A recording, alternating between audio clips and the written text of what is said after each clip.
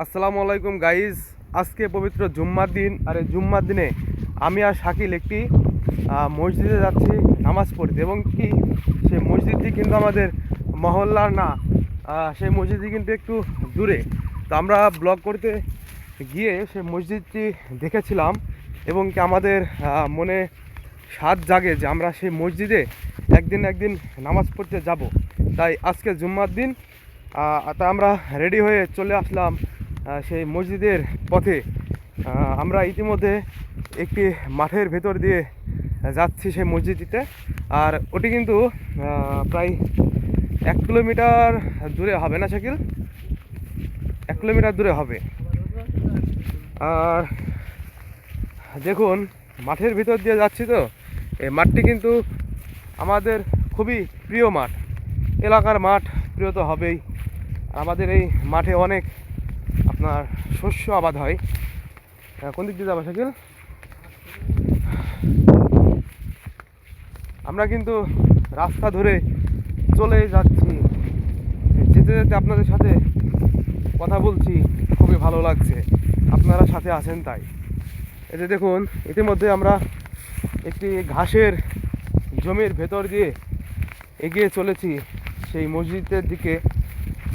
আর সেই মসজিদটি কিন্তু অনেক ছোট, মানে অনেক ছোট বললেই চলে। আপনার সেই মসজিদে 40 থেকে 50 জনের বেশি মানুষ হয়তোবা আটবে না। এই যে এখন আছি, এটা কিসের? মসুরির ডাউলের একটি ক্ষেতের ভেতর দিয়ে আমরা পার হয়ে যাচ্ছি। তারপরে চলে আসবে একটি বেগুনের ক্ষেত।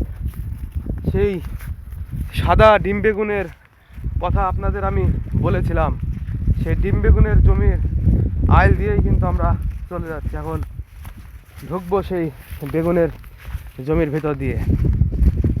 তো আজকে ব্লগ করার জন্য কোনো আপনার স্টিক বা মাইক্রোফোন কোনো কিছুই আনি নাই, জাস্ট মোবাইলের মাধ্যমে হাত দিয়ে ধরে করতেছি বলে হাতটি একটু ধরে যাচ্ছে। এই যে দেখুন, বিদেশি ঘাস, যেটাকে মানুষ অজানা ঘাসও বলে থাকে। আমার এই পাশে আপনার হচ্ছে ভুট্টার জমি, আর মাঠে পানি দিয়েছে বলে কিন্তু অনেক কাদা। এই পারে আবার চলে আসলাম, দেখুন আলুর জমি। এই আলুর জমিটি কিন্তু খুব উর্বর মনে হচ্ছে, ফসলটি খুবই ভালো হবে, কারণ একেবারে সবুজ এবং কি খুব দানাদার গাছ। তো দর্শক বন্ধুরা, আপনারা সবাই নিয়মিত নামাজ পড়বেন। নামাজ ছাড়া কিন্তু মুক্তির কোনো পথ নেই।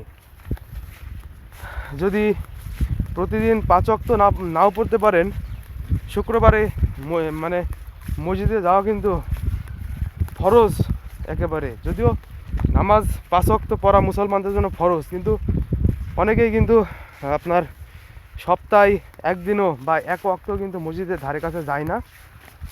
কিন্তু এই শুক্রবারের দিনটি আপনারা যদি মসজিদে নামাজ পড়েন, তাহলে কিন্তু আল্লাহ খুশি হয়ে আপনাকে উপহারও দিতে পারেন। দেখুন, পেঁপের গাছ, খুবই চমৎকার পেঁপের বাগান, এবং আপনাদের আমি পেঁপেও দেখাই। এই যে দেখুন, এই যে পেঁপে, অনেক বড় পেঁপে কিন্তু ধরে আছে। তো দর্শক বন্ধুরা, ব্লগটিতে লাইক করবেন এবং কি শেয়ার করে দিবেন। সবাই ভালো থাকবেন। আসসালামু আলাইকুম।